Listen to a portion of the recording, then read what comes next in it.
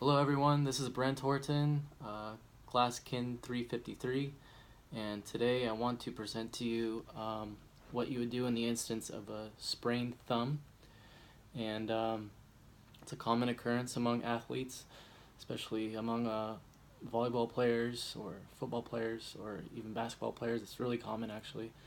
It's also known as a jam thumb or skier's thumb. It happens a lot in skiing as well. So today what I want to do is go over some general rehab exercises that will help to regain strength, range of motion, and dexterity of the thumb, as well as the extensors and flexors of the wrist and forearm. So the first exercise, and this is after the patient has been immobilized or out of immobilization. So what we're going to first do is what's just anatomical positions from all planes of motion. So flexion, extension, abduction, adduction, and opposition. So the first one we're going to do is adduction, abduction. So if you take your hand like this, with your hands flat, so you can bring that thumb close into the fingers and then abducting out laterally, just like that. Okay, so do that several times. So 2 to 3 sets of these of about 10 reps, and repeating this 3 to 5 times in each direction, 5 days per week approximately. Okay, so that's adduction, abduction. The next one is flexion and extension. So it's basically just here, bringing it across, and really try to get flexion within the distal interphalangeal joint. So it's here and then up, here and then out. So flexion, extension. Okay, so you do that about 10 times, and then finally opposition. So basically bringing the thumb all the way again to that pinky. So all the way to that pinky. Good. Make sure you're opening up all the way out, all the way to the pinky. Good. Okay, and then opposition can also mean each finger. So basically making a circle, index finger, middle finger, ring finger, pinky finger, and repeating that 10 times. Good. The next exercise is for dexterity. So this would be any kind of objects that you can pick up. So what I have here is, if I can even pick it up, it's paper clip. Right, so something a little bit more challenging, right? I got a nickel, and then I got a pencil. So starting with the first object, go ahead and pick that up, and then set it down. Pick it up, set it down. So you do about each object maybe like 10 times. Okay, let's try the paper clip.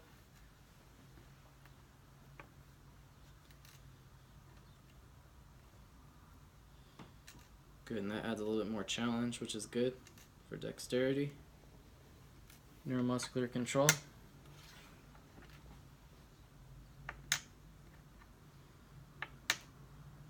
Okay, good.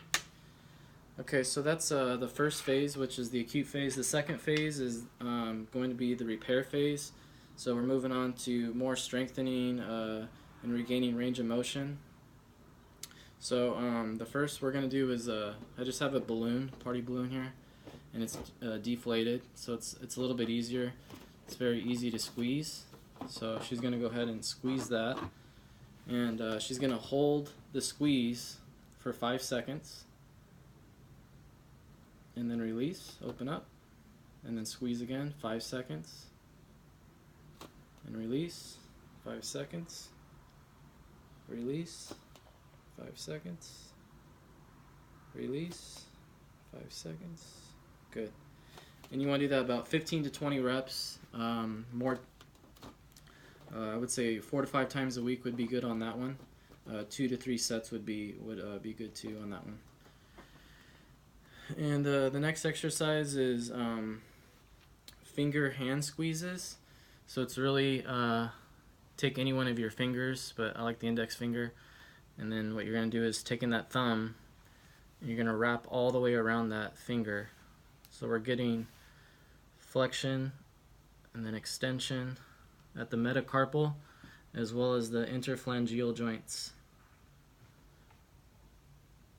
Good. And then we're going to do the same thing with the whole hand. So the palm, so here, so this is more at the MCP joint. So just here and squeeze. And again, you want to hold that 5 seconds and then release. And 10 to 15 reps on that one. 4 to 5 times a week would be good on that as well. 2 to 3 sets. And so the next one is so this is the next phase, which is remodeling phase. So getting the athlete back to activity as soon as possible. So this lasts about 2 to 3 weeks. And so the first one is going back to the object squeezes, but this time we're going to increase the density of the objects. So what I have here is just a ball that's used for drying. So go ahead and squeeze that and hold for 5 seconds and release and squeeze and release. Good. You're going to do 15 to 20 reps, 2 to 3 sets, 3 to 4 times a week. Good. Release. Very good. Okay. And then so it's a little bit of a bigger ball, and then we also have even harder density, but it's a smaller object. And she's going to try to squeeze with just the fingers and the thumb, the tip of the thumb, and bring it together like this. Okay, really trying to use that thumb too. You can press in. So either here like this, right? And then here at the tip of the thumb. You could do both. So this would be after they've gained enough strength to do so. Because of the density of this is not something you want to start out with. But same thing applies here, 10 to 15 reps. Good. Alright, and the last one would be to regain range of motion as well as continuing strength. So I have 2 different kinds of rubber bands. So one is obviously a little bit thicker than the other one. So you'd probably want to start out with just the smaller one. Thicker one is as you progress and get stronger. So what you're going to first do is put it around your thumb and fingers, okay? And you're going to bring it all the way out, so like this, all the way out. Okay, so we're going to bring it out. Good, so you're making a all the way together and then all the way out, full extension. Flexion, extension, good. Good, nice and slow. And same thing applies here. 2 to 3 sets would be good, 15 reps approximately, and you'd want to repeat that 3 to 5 times throughout the day and several times per week. Okay, good. And so that's the first one, and then this one is going to be working on abduction. So it's here, and then so keeping these fingers straight together, and then abducting that thumb. Okay, you can also add even more resistance. Okay, so we're going to try that. So again, this is going to be here at the side.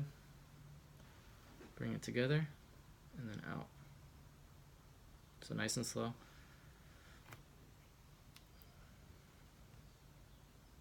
Good.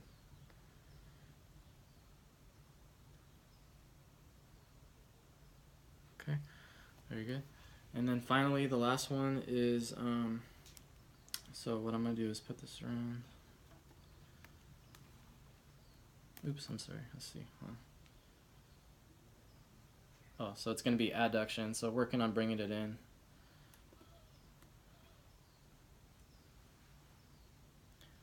Go ahead. Good. Very good. And some overall general flexibility exercises you want to do is just making a strong fist and then opening up all the way. Strong fist, opening all the way. It's a good thing to do just throughout the day, just to make sure, because the thumb is an opposable thing. It's very important for strength, and studies suggest that if you amputate the thumb, you lose 44% of the function of the hand. So it's really important we regain that grip strength. So really working on just throughout the day, squeezing exercises is very good. And so the next thing we're going to show you is taping for a sprain. So immediately after the injury. So the first thing we're going to do is what's called anchors. And so it's basically just setting your boundaries. So the first anchor we're going to have is at the wrist.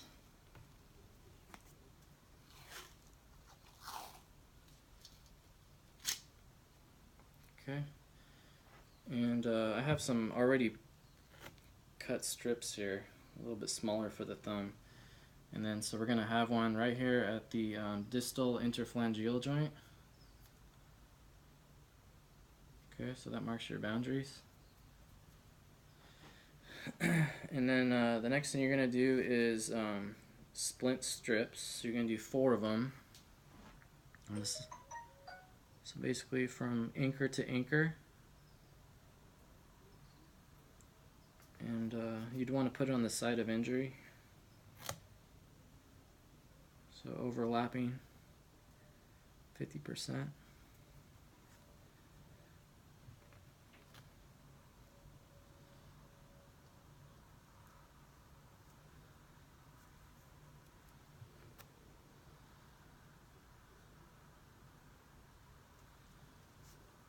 Okay, and then after that you'd want to do splicas, and this is important for the MCP joint stability and just protecting that thumb.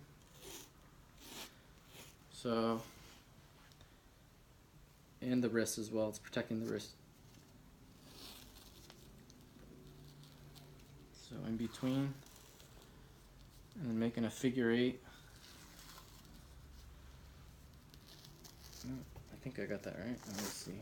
The wrist. I think it's coming around here and then through. And then back around the wrist again.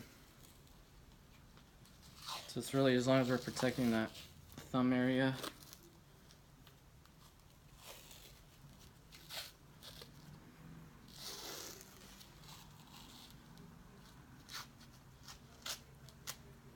And then finally, you'd probably want to just make it look a little bit better there, but definitely not the best tape job. But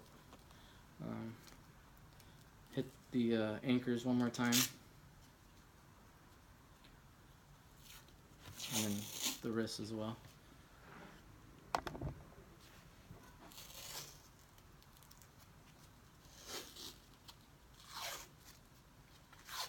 And then you want to ask how tight it is. So how does that feel? Feels good. Feels okay? Mm-hmm. Feels immobilized? Protected? Mm-hmm. Okay, and then you also want to palpate to check for circulation. 5-second count to see if it returns. So if it doesn't return within 5 seconds, you know it's too tight. Check coloration. And that's it. I thank you very much.